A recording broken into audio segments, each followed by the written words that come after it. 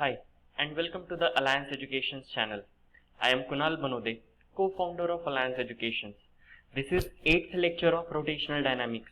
In this lecture, we are going to start concept of moment of inertia, and we will study moment of inertia of a uniform ring and a uniform disk. But first of all, I want to tell you about Alliance Educations. Alliance Educations has now brought education to your doorstep. We have admissions open for both online and classroom programs. How will you benefit? We provide notes, worksheets, and lecture PDFs which help in revision. Weekly tests and quizzes keep you prepared. We also provide full online support via video calls.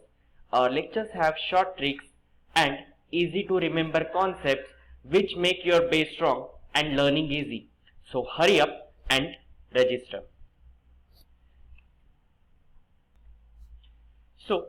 Start करते हैं आज का lecture.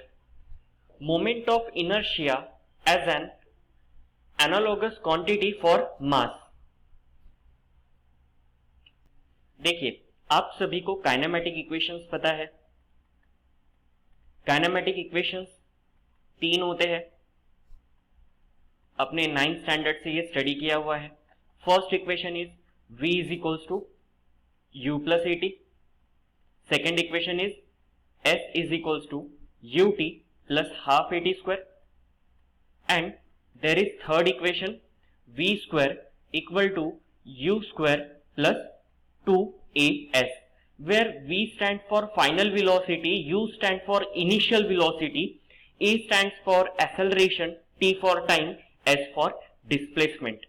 So यहाँ पे देखिए v क्या दिया हुआ है? Final velocity. v is representing final velocity. What is u? u is representing initial velocity. And a क्या रिप्रेजेंट कर रहा है? a रिप्रेजेंट कर रहा है acceleration.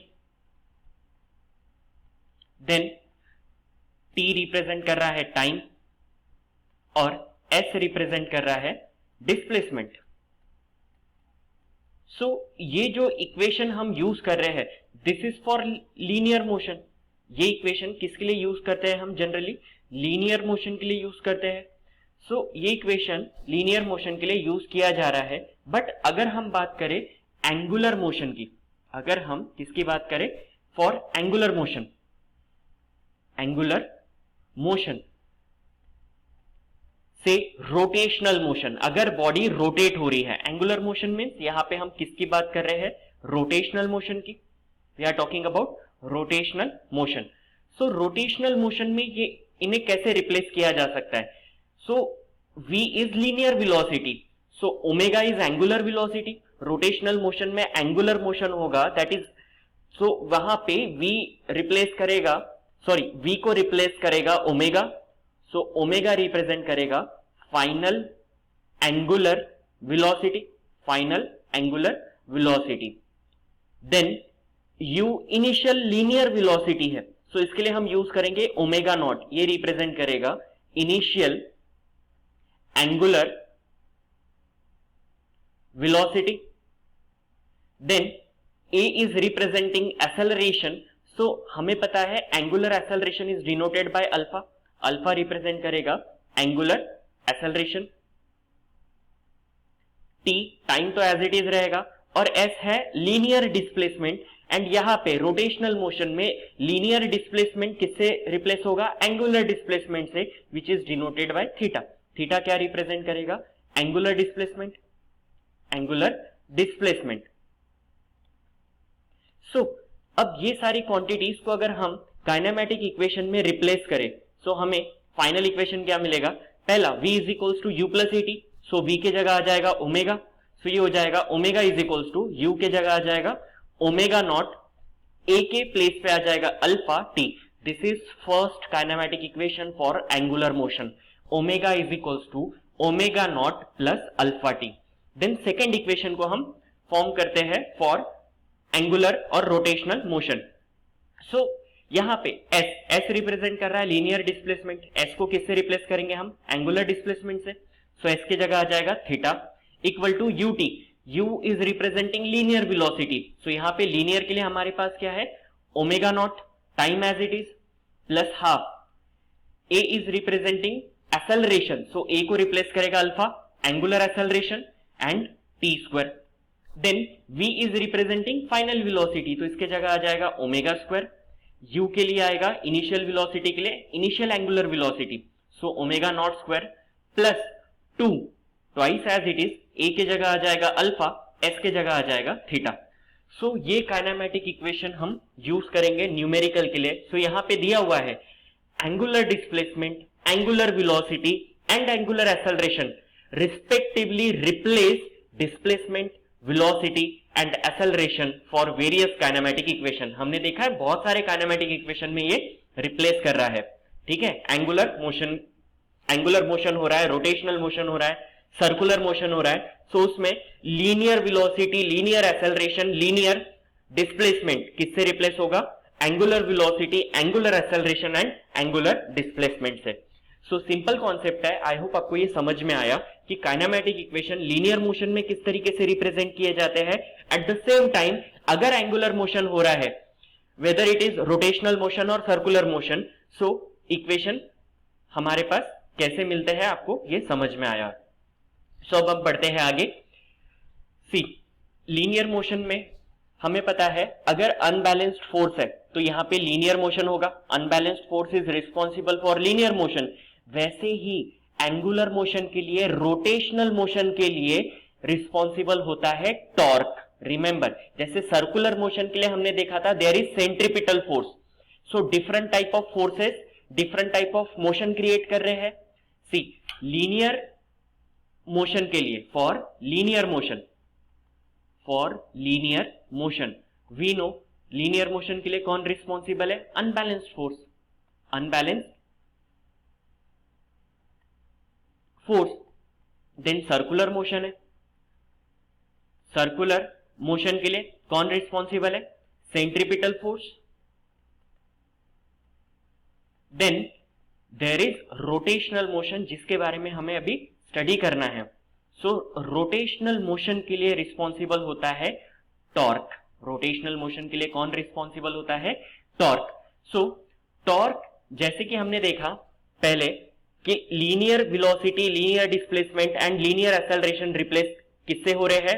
Angular velocity, angular acceleration and angular displacement से। वैसे ही लीनियर मोशन के लिए जो अनबैलेंस्ड फोर्स था वो किससे रिप्लेस हो रहा है? टॉर्क से। सो torque is an analogous quantity for force. Force के लिए एनालोगस क्वांटिटी कौन सी है? टॉर्क। वैसे ही अब हम जो एक्सप्रेशन देखेंगे linear momentum. What is linear momentum? Linear momentum क्या होता है? It is product of mass and velocity. It is the product of mass and velocity. After that force अगर हम देखें, फोर्स को कैसे डिफाइन किया गया है according to Newton second law? It is the product of mass and acceleration, mass and acceleration, and kinetic energy is given by half mv square. so यहां पे जो क्वांटिटी है हमें पता है वेलोसिटी किससे रिप्लेस होगा? एंगुलर वेलोसिटी से। एक्सेलरेशन किससे रिप्लेस होगा? एंगुलर एक्सेलरेशन से। अगेन वेलोसिटी किससे रिप्लेस होगा? एंगुलर वेलोसिटी से। तो मास किससे रिप्लेस होगा? सो मास को रिप्लेस करने के लिए भी कोई एक क्वांटिटी रिक्वायर्ड रहेगी। समझ में आ रहा है आपको कि इन rotational analogs we need replacement for mass. हमें किसका रिप्लेसमेंट चाहिए? यहां पर मास का रिप्लेसमेंट चाहिए। लीनियर मोमेंटम रोटेशनल मोशन में हो जाएगा एंगुलर मोमेंटम, फोर्स तो टॉर्क हो गया है। Kinetic energy rotational kinetic energy हो जाएगी। काइनेटिक एनर्जी क्या हो जाएगा?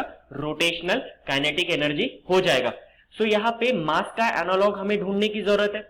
हमें तो वेलोसिटी का रिप्लेसमेंट मिल चुका है, एक्सेलरेशन का रिप्लेसमेंट है, बट हमारे पास किसका रिप्लेसमेंट अभी तक नहीं है? मास का रिप्लेसमेंट नहीं है।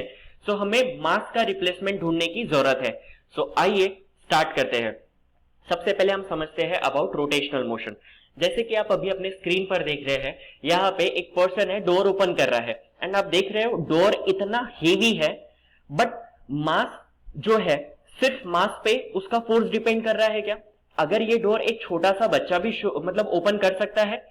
सो यहां पे हमें पता चल रहा है कि रोटेशनल मोशन के लिए सिर्फ मास रिस्पॉन्सिबल है क्या? मतलब मास का एनालॉग कुछ तो भी होना चाहिए। बट क्या होगा? सी, यहां पे जो फोर्स अप्लाई किया जा रहा है, see person, this is axis of rotation. यहां पर आप जो देख रहे हैं this is axis of rotation. So axis of rotation से ये यहां पे फोर्स लगा रहा है, सपोज आर डिस्टेंस पे। कितने डिस्टेंस पे फोर्स अप्लाई किया जा रहा है? आर डिस्टेंस पे फोर्स अप्लाई किया जा रहा है। तो स्मूथली डोर ओपन हो रहा है। बट क्या होगा अगर हम एक्सिस ऑफ रोटेशन से एप्लीकेशन ऑफ फोर्स का डिस्टेंस कम कर दे? सपोज यहां पे अगर हम फोर्स लगाते हैं तो क्या होगा? सी, वही हमें ज्यादा फोर्स अप्लाई करना पड़ रहा है। सी, जैसे ही पर्सन डोर को ओपन कर रहा है एक्सिस ऑफ रोटेशन के पास से, सो उसे ज्यादा फोर्स अप्लाई करना पड़ रहा है। इससे क्या समझ में आ रहा है हमें? इससे हमें समझ में आता है कि यहां पर effort needed for this depend not only upon the mass of the door but also upon the distance from the axis of rotation. So यहां पे डोर ओपन करने के लिए जो हमें फोर्स अप्लाई करना पड़ रहा है, जो एफर्ट्स हमें लग रहे हैं, वो किस पे डिपेंड नहीं करते? सिर्फ और सिर्फ मास पे डिपेंड करते हैं क्या? नहीं। किस पे डिपेंड करते हैं? Perpendicular distance from the axis of rotation. This is axis of rotation. ये पर्सन अगर अपने पैर से डोर ओपन कर पा रहा है, इतना हेवी डोर अगर वो पैर से ओपन कर पा रहा है क्योंकि एक्सिस ऑफ रोटेशन से डिस्टेंस ज्यादा है, अगर वो यही अगर पैर मारता, ठीक है, परपेंडिकुलर डिस्टेंस अगर हम देखें यहां पे, तो उसे ज्यादा फोर्स लगता। सो इसका मतलब quantity analogous to mass includes not only the mass. मतलब हमें जो काइनेटिक एनर्जी का इक्वेशन है उसमें मास को रिप्लेस करना है। सो वो मास की इक्विवेलेंट नहीं होगा। यहां पे एक और फैक्टर आ जाता है जो कि है distance from axis of rotation, distance and distribution of mass around the axis of rotation. मैं आपको अभी एक डेरिवेशन सॉल्व करके बताता हूं, उसके बाद हम इस टॉपिक पे फिर से आ जाएंगे कि काइनेटिक एनर्जी अगर रोटेशनल काइनेटिक एनर्जी है, अगर रोटेशन की बात करें, डोर ओपन हो रहा है मतलब डोर रोटेशन हो रहा है, डोर का क्या हो रहा है? रोटेशन हो रहा है around the axis of rotation. So यहां पे काइनेटिक एनर्जी हमें किस तरीके से मिलेगी हम देखते हैं। बट सबसे पहले मैं आपको बताना चाहूंगा कि आपको ये वीडियो अगर अच्छा लग रहा हो, आपको समझ में आ रहा हो, तो अभी अपने स्क्रीन का स्क्रीनशॉट लीजिए एंड अपने सोशल मीडिया प्लेटफॉर्म पे लेक्चर के बाद शेयर कीजिए एंड ये वीडियो ज्यादा से ज्यादा स्टूडेंट तक पहुंचाइए, अपने फ्रेंड्स के साथ शेयर कीजिए। तो हम स्टार्ट करते हैं derivation for rotational kinetic energy. Suppose एक इरेगुलर शेप्ड बॉडी है, अब इसे हम रोटेट कर रहे हैं around the axis of rotation. This, ये एक्सिस ऑफ रोटेशन है इसका, इसके अराउंड इसे रोटेट किया जा रहा है। सो इसके पूरे पार्टिकल डिस्ट्रीब्यूटेड है। हम हर एक इंडिविजुअल पार्टिकल की बात करते हैं। सपोज यहां पे एक पार्टिकल है जिसका मास है m1 और एक्सिस ऑफ रोटेशन से परपेंडिकुलर डिस्टेंस है इस पार्टिकल का r1। Then there is another particle m2, axis of rotation से परपेंडिकुलर डिस्टेंस है इसका r2। देन देयर इज यहां पे एक अनदर फिर से पार्टिकल है जिसका मास है mn और एक्सिस ऑफ रोटेशन से इसका डिस्टेंस है परपेंडिकुलर डिस्टेंस rn। तो ऐसे हमने सारे पार्टिकल्स ले लिए m1 m2 m3 up to mn। Suppose n number of particle से ये बॉडी बनी हुई है। सो हर पार्टिकल एक फिक्स्ड एक्सिस ऑफ रोटेशन के अराउंड में रोटेट हो रहा है, तो उसकी एंगुलर वेलोसिटी कांस्टेंट होगी। रिमेंबर, इसकी एंगुलर वेलोसिटी क्या होगी? कांस्टेंट, क्योंकि हर कोई सेम स्पीड से घूम रहा है, हर कोई सेम एंगुलर वेलोसिटी से घूम रहा है। ऐसा तो नहीं है जब ये रोटेट हो रहा है तो m1 का एंगुलर वेलोसिटी कम है, mn की एंगुलर वेलोसिटी ज्यादा है, ऐसा है क्या? नहीं, क्योंकि हम ये पूरी बॉडी को रोटेट कर रहे हैं। तो हर किसी का एंगुलर वेलोसिटी कैसा रहेगा? कांस्टेंट रहेगा। नाउ हमें किसके लिए डेरिवेशन बनाना है? काइनेटिक एनर्जी के लिए। बहुत इजी है, आप जस्ट फोकस रखिए, ठीक है? आपको बहुत ज्यादा इसे याद भी करने की जरूरत नहीं है, आप एक बार इसे लिख कर देखिए, आपको खुद ही याद हो जाएगा। आपने सर्कुलर मोशन में पढ़ा है relation between linear velocity and angular velocity, v is equals to r omega. ये हमने सर्कुलर मोशन चैप्टर में स्टडी किया हुआ है। अब हर एक पार्टिकल की अगर हम लीनियर वेलोसिटी की बात करें, सपोज पार्टिकल जिसका मास m1 है, सो इसकी लीनियर वेलोसिटी क्या होगी? v1 and it is given bye r1 omega. पहले पार्टिकल के लिए क्या होगा? इसकी लीनियर वेलोसिटी है v1 and it is given bye, linear velocity कैसी होती है? हमेशा टेंजेंशियल। लीनियर वेलोसिटी कैसी रहेगी? टेंजेंशियल रहेगी। सो यहां पर linear velocity v1 is equals to r1 omega. Second particle की लीनियर वेलोसिटी क्या रहेगी, v2 is equals to r2 omega. Similarly nth number of जो पार्टिकल है उसकी लीनियर वेलोसिटी क्या रहेगी, vn। vn हमें मिलेगा rn ओमेगा। आपको ये समझ में आया। अब उसके बाद हम आ जाते हैं डायरेक्टली काइनेटिक एनर्जी के इक्वेशन पे। सो काइनेटिक एनर्जी की अगर हम बात करें, kinetic energy is given by half m v square. Kinetic energy का फॉर्मूला क्या है, half m v square. So हर एक इंडिविजुअल पार्टिकल की अगर हम काइनेटिक एनर्जी की बात करें तो वो कैसे मिलेगा हमें। फर्स्ट पार्टिकल की अगर हम बात करें तो फर्स्ट पार्टिकल के लिए क्या होगा, kinetic energy of first particle is half mass of the first particle into linear velocity of the first particle the whole square.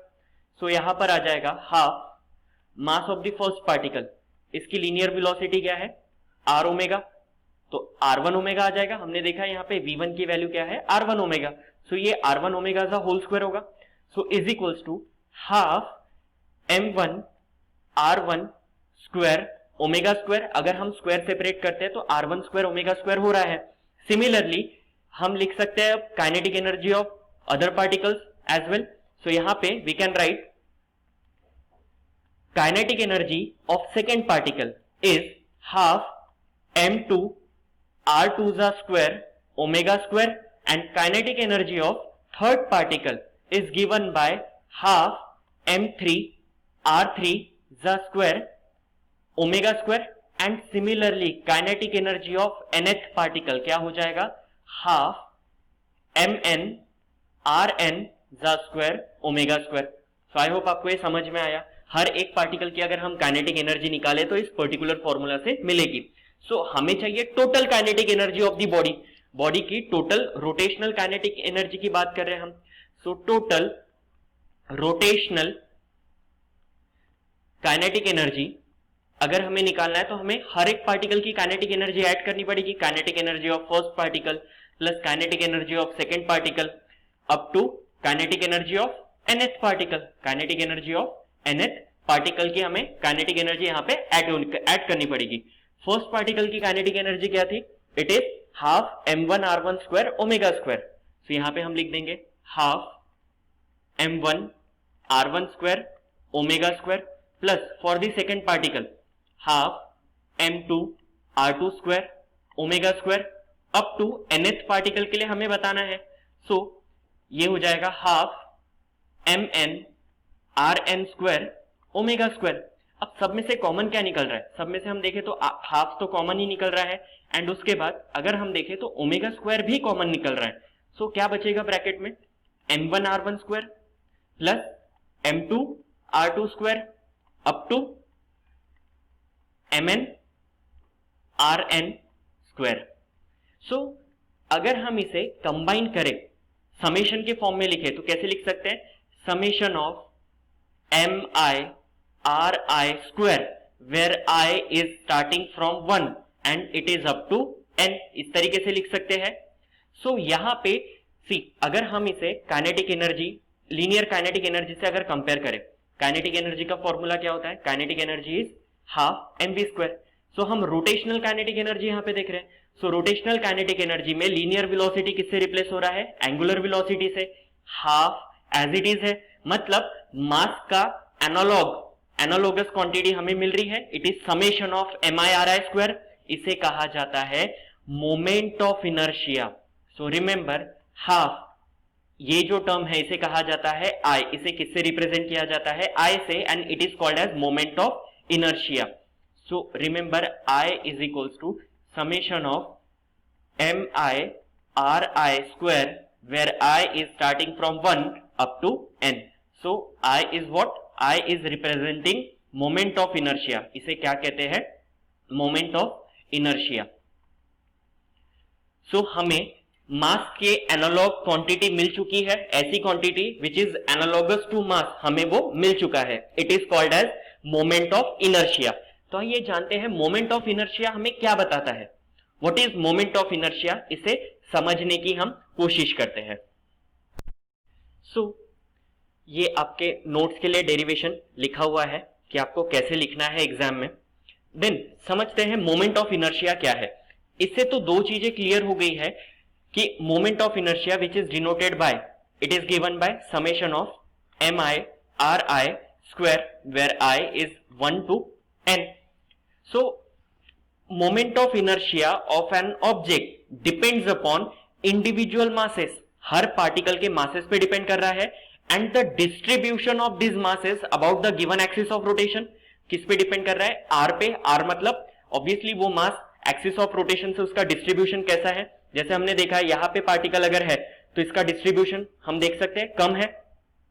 सो ऐसे डिस्ट्रीब्यूशन पे डिपेंड कर रहा है, हर पार्टिकल का डिस्टेंस एक्सिस ऑफ रोटेशन से अलग है। सो मोमेंट ऑफ इनर्शिया किस पे डिपेंड कर रहा है? Individual masses and axis of rotation के अराउंड उसका डिस्ट्रीब्यूशन कैसा है। सो डिफरेंट एक्सिस के लिए डिफरेंट मोमेंट ऑफ इनर्शिया होगा। अब समझते हैं यहां पे, अगर हम यहां पे दो सर्कुलर ऑब्जेक्ट अगर हम ले रहे हैं, इसे एक इंक्लाइंड प्लेन पे हम रोटेट करवा रहे हैं, आप देख सकते हो यहां पर this is axis of rotation, जहां पे आप एक्सल देख रहे हैं वो रहेगा एक्सिस ऑफ रोटेशन, एंड जिसका मास का डिस्ट्रीब्यूशन एक्सिस ऑफ रोटेशन से क्लोजर है वो क्या हो रहा है? जल्दी स्लाइड हो रहा है नीचे, जल्दी नीचे आ रहा है, उसका रोटेशन फास्ट हो रहा है।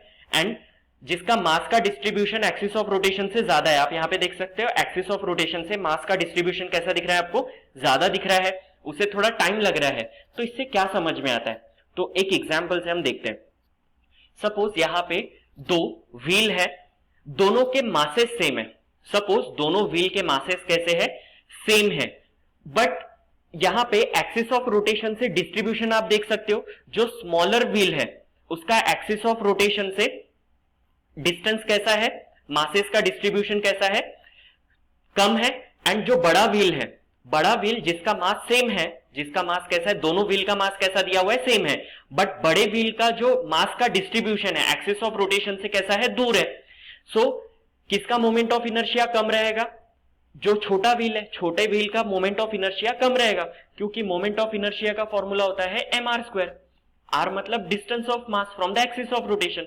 तो छोटे व्हील में आर की वैल्यू कम है, बड़े व्हील में आर की वैल्यू ज्यादा है, और हमने क्या माना? दोनों व्हील के मासेस सेम है, दोनों व्हील के मासेस सेम है। सो सपोज ये बिगर व्हील और दूसरा है moment of inertia of smaller wheel. So bigger wheel के लिए फॉर्मूला क्या रहेगा? M r square. Smaller wheel के लिए फॉर्मूला क्या रहेगा? M small r square. दोनों के मासेस सेम है, बट बड़े व्हील में आर की वैल्यू ज्यादा है, छोटे व्हील में आर की वैल्यू कम है। सो इससे क्या पता चलता है? ये आपके लिए लिखा हुआ है, मोमेंट ऑफ इनर्शिया स्मॉल है तो उसका रोटेशन इजी होगा। सो यहां पे मेजर ऑफ इनर्शिया, इनर्शिया को मेजर कैसे किया जाता है? मास से मेजर किया जाता है। तो यहां पे मोमेंट ऑफ इनर्शिया से भी हमें समझ में आएगा, हमें पता है छोटा मास है तो उससे क्या होगा? छोटा मास अगर है तो बॉडी का इनर्शिया कम रहेगा, मतलब वो इजीली मूव करेगी। तो वैसे ही मोमेंट ऑफ इनर्शिया कम रहेगा तो उसका वो भी इजीली रोटेट होगा। सो मास का एनालॉग क्या होता है? Moment of inertia. I hope आपको ये समझ में आया हो कि रिमेंबर मोमेंट ऑफ इनर्शिया अगर छोटा रहेगा सो यहां पे क्या होगा? इजी रोटेशन होगा, इजी रोटेशन। अगर मोमेंट ऑफ इनर्शिया की वैल्यू बढ़ती है, रोटेशन क्या हो जाएगा? रोटेशन डिफिकल्ट होगा, रोटेशन क्या होगा? डिफिकल्ट होगा। सो यही आप देख सकते हो, यहां पे मासेस का डिस्ट्रीब्यूशन ज्यादा दूर है एक्सिस ऑफ रोटेशन से, तो यहां पे रोटेशन थोड़ा डिफिकल्ट हो रहा है। वही इस केस में जो छोटा व्हील है, उस केस में आप क्या देख सकते हैं कि मास का डिस्ट्रीब्यूशन कैसा है? एक्सिस ऑफ रोटेशन के पास है। सो यहां पे रोटेशन डिफिकल्ट हो रहा है क्या? नहीं। So moment of inertia is the quantity which is analogous to mass. I hope आपको ये समझ में आया है कि किस तरीके से हमने प्रूव किया है। सो अब हमें स्टडी करना है moment of inertia of a uniform ring. Ring का मोमेंट ऑफ इनर्शिया हम कैसे निकालेंगे? हमें हर एक ऑब्जेक्ट के लिए मोमेंट ऑफ इनर्शिया बताना है। जस्ट सिंपल है, मोमेंट ऑफ इनर्शिया क्या बता रहा है कि मोमेंट ऑफ इनर्शिया जितना कम रहेगा उतना इजी रोटेशन होगा, मोमेंट ऑफ इनर्शिया जितना ज्यादा रहेगा उतना डिफिकल्ट रोटेशन होगा। It is analogous to mass. Mass जितना कम रहेगा उतना इजी मूव करेगा, मास जितना ज्यादा रहेगा उतना डिफिकल्ट होगा उसको मूव करवाना। वैसा ही moment of inertia, moment of inertia कम रहेगा तो उतना इजी रोटेशन होगा, मोमेंट ऑफ इनर्शिया बढ़ेगा तो उतना डिफिकल्ट रोटेशन होने लगेगा। So moment of inertia of a uniform ring. So हमें हर एक पार्टिकल की बात करनी पड़ती है। तो सपोज ये जो रिंग है, हम मान रहे हैं कि सपोज ये रिंग है जिसका पूरा मास है m and axis of rotation से इसका डिस्टेंस है, मासेस का डिस्टेंस है r। एक्सिस ऑफ रोटेशन इसका सेंटर से पास हो रहा है and perpendicular to the plane. Ring के केस में हम क्या मान रहे हैं, दिस इज रिंग। आपने रिंग देखी है। सो जैसे कि आप यहां पर देख सकते हो रिंग, ये एक रिंग है, इसका रोटेशन जो है वो किस तरीके से हो रहा है आप देख सकते हो। इसका एक्सिस ऑफ रोटेशन किस में से पास हो रहा है, सेंटर में से। तो इसका मोमेंट ऑफ इनर्शिया mr² होता है। और ये कैसे आता है अभी हम देखेंगे। सी यहां पे सपोज हम मानते हैं कि यहां पर ये जो रिंग है इसका एक स्मॉल मास हम ले रहे हैं dm, स्मॉल मास ले रहे हैं जिसका एक्सिस ऑफ रोटेशन से डिस्टेंस है r। सो ये स्मॉल मास का मोमेंट ऑफ इनर्शिया क्या रहेगा, स्मॉल मास का मोमेंट ऑफ इनर्शिया होगा। हमने देखा मोमेंट ऑफ इनर्शिया का फॉर्मूला क्या होता है, I is given bye mr²। तो ये स्मॉल मास का मोमेंट ऑफ इनर्शिया होगा dm and axis of rotation से इसका डिस्टेंस क्या है r²। एक्सिस ऑफ रोटेशन से डिस्टेंस r है तो फॉर्मूले के हिसाब से r² आएगा। सो moment of inertia of ring क्या होगा, इसे इंटीग्रेट करना पड़ेगा ऐसे स्मॉल मासेस को, dm मासेस को अगर हम इंटीग्रेट करेंगे तो हमें मिल जाएगा। हम बात कर रहे हैं यूनिफॉर्म रिंग की, किसकी बात कर रहे हैं, यूनिफॉर्म रिंग की। सो यहाँ पे हम लिख सकते हैं dm इंटू r²। सो इसका जो मास है, मास जीरो से लेके, मास जो है वो 0 से लेके m तक है। सो यहाँ पर moment of inertia of ring आप यहाँ पे देख सकते हो 1 dm, 1 का इंटीग्रेशन क्या होता है m हो जाएगा, यहाँ पे dx होता तो x होता, तो m के dm के जगह क्या हो जाएगा m। So m r² m to 0, upper limit minus lower limit, तो moment of inertia of a ring हो जाएगा mr²। सो ये हो जाएगा moment of inertia of a ring. So I hope आपको समझ में आया है। सो ऑब्वियस है हर एक पार्टिकल का मोमेंट ऑफ इनर्शिया dmr² होगा। एंड उसके बाद में अगर हम पूरे मासेस को कंबाइन करें, सारे मासेस, सारे dm को अगर हम कंबाइन करें तो हमें कैपिटल M मिलेगा। हम मान रहे हैं कि ये पूरे रिंग का जो मास है m है, तो उससे हमें क्या मिलेगा, कैपिटल M मिल जाएगा। तो आप देख सकते हो यहाँ पे एक रिंग है जिसका एक्सिस ऑफ रोटेशन सेंटर से पास हो रहा है, तो उसका मोमेंट ऑफ इनर्शिया क्या होता है, mr²। वैसे ही ये आपके नोट्स के लिए यहाँ पर दे दिया गया है। अब moment of inertia of a uniform disc, इसका मोमेंट ऑफ इनर्शिया हम नेक्स्ट लेक्चर में स्टडी करेंगे क्योंकि अभी टाइम होते हुए आ गया है। बट डिस्क के बारे में मैं आपको कुछ बताना चाहूंगा जो हमें नेक्स्ट लेक्चर में काम आएगा। व्हाट इज डिस्क, अगर हमें डिस्क को डिफाइन करना है, सो डिस्क का डेफिनेशन क्या हो सकता है, it is 2 dimensional circular object, 2 dimensional circular object. इसे कहा जाता है डिस्क ऑफ निग्लिजिबल थिकनेस। हम इसको, इसकी थिकनेस जो है निग्लिजिबल कंसीडर करेंगे। What is uniform disc, uniform disc मतलब क्या होता है, जिसकी सरफेस डेंसिटी यूनिफॉर्म हो। व्हाट इज सरफेस डेंसिटी, अब इसे समझते हैं। See surface density, surface density is denoted by sigma and it is the ratio of mass to the area. Mass per unit area, simply we can say mass per unit area is called as surface density, m divided by a. And in case of disk, अगर उसका मास m है और circular disc है तो उसका area क्या हो जाएगा, πr²। हम उसकी थिकनेस निग्लिजिबल मान रहे हैं, थिकनेस कैसी मान रहे हैं, निग्लिजिबल, तो उसका एरिया क्या हो जाएगा, πr²। तो ये होता है surface density. So what is uniform disc, uniform disc की अगर हम बात करें तो what is uniform disc, it is disc with uniform surface area. जिसका सरफेस एरिया यूनिफॉर्म हो उसे कहा जाता है यूनिफॉर्म डिस्क। मतलब मास पर यूनिट एरिया अगर हम सरफेस टू सरफेस देखें तो चेंज ना हो, and at the same time ये कैसा होना चाहिए, यूनिफॉर्म मटेरियल का बना होना चाहिए, या फिर हम कह सकते हैं इसका कंपोजिशन कैसा होना चाहिए, सेम थ्रू आउट, तब उसे कहा जाएगा यूनिफॉर्म डिस्क। तो आज के लेक्चर में इतना ही। हम moment of inertia of disc, then radius of gyration and 2 important theorem जो आपके एग्जाम में आ ही सकते हैं, नेक्स्ट लेक्चर में स्टडी करेंगे। सो आपको वीडियो अच्छा लगा हो तो प्लीज आप इसे अपने फ्रेंड्स के साथ में शेयर कीजिए। एंड आपको लेक्चर पीडीएफ रिक्वायर्ड है तो आप गिवन कॉन्टैक्ट नंबर पे हमें कॉल कर सकते हैं या मेल आईडी पे मेल भी कर सकते हैं। एंड आपको वीडियो अच्छा लगा हो तो please hit the like button and do subscribe the channel for the regular updates and press the bell icon. Thanks for watching.